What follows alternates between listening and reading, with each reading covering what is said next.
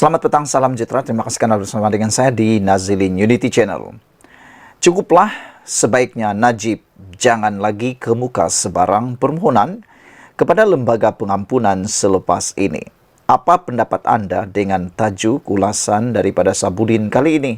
Yaitu, cukuplah sebaiknya Najib jangan lagi kemuka sebarang permohonan kepada lembaga pengampunan selepas ini. Adakah anda setuju supaya Najib memberhentikan petition ataupun permohonan kepada lembaga pengampunan selepas ini? Kerana apabila dilihat lebih banyak menimbulkan negatif daripada positif akibat daripada pengampunan ataupun diskaun Najib baru-baru ini.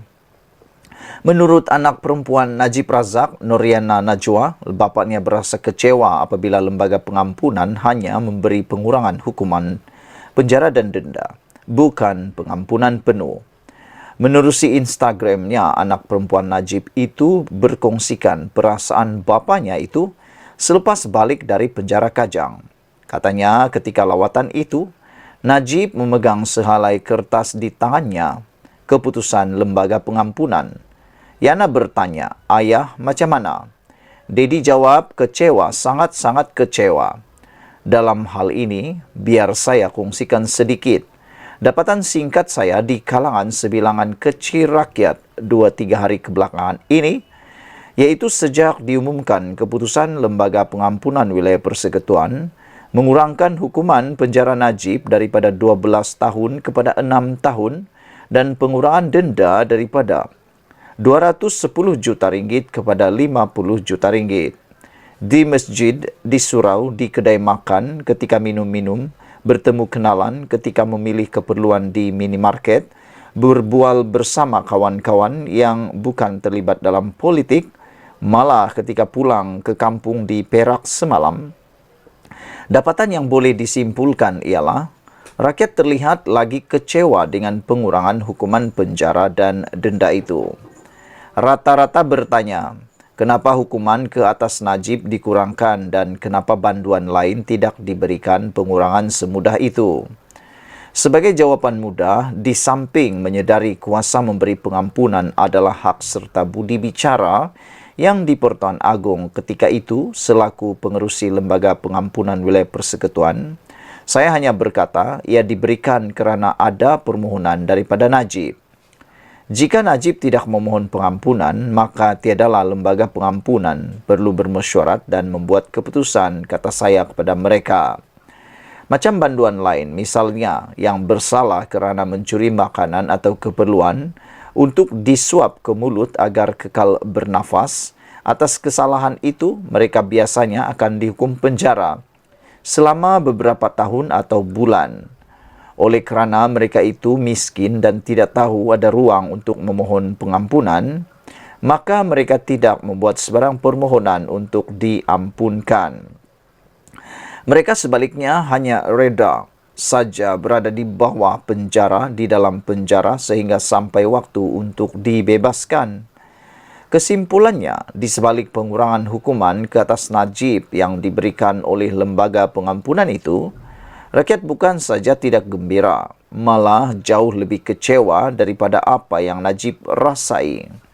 Ini kerana rakyat sedar skandal 1MDB atau sabitan bersalah dalam kes SRC internasional yang Najib sudah didapati bersalah itu, ia bukanlah suatu cerita rekaan, fantasi atau fata morgana. Skandal itu adalah cerita nyata yang menggegarkan dunia sehingga beberapa filem dan buku diterbitkan kerananya. Bahkan, hutang 1MDB masih lagi ditanggung kerajaan. Dengan itu, daripada segelintir kecil perasaan rakyat yang saya sempat berkomunikasi itu, hampir majoriti berasakan Najib tidak perlu diberi apa-apa pengurangan hukuman. Jauh sekali pengampunan penuh.